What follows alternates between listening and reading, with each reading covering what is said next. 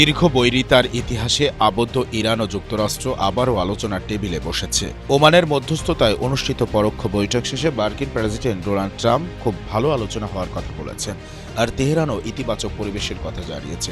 কয়েকদিন আগেও সামরিক উত্তেজনা ও সংঘাতের আশঙ্কা থাকায় এই বৈঠক কূটনৈতিক দিক থেকে গুরুত্বপূর্ণ বার্তা বহন করছে। তবে পরিস্থিতি এখনও দ্বৈত বাস্তবতার মধ্যে আটকে আছে। আলোচনার পরপরই যুক্তরাষ্ট্র ইরানের তেল পরিবহন সংশ্লিষ্ট প্রতিষ্ঠানগুলোর ওপর নতুন নিষেধাজ্ঞা দিয়েছে।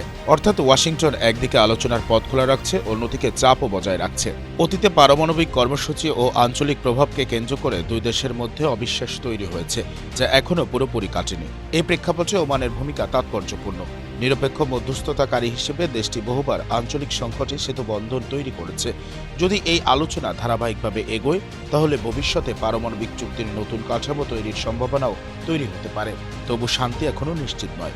যুক্তরাষ্ট্র নিরাপত্তা নিশ্চয়তা চাইবে, আর ইরান চাইবে নিষেধাজ্ঞা শিথিল। সমঝোতা নির্ভর করবে এই দুই স্বার্থের সমন্বয়ের উপর। তাই বলা যায়, সংলাপ শুরু হয়েছে, কিন্তু আস্থা গড়ে ওঠাই হবে সবচেয়ে বড় পরীক্ষা।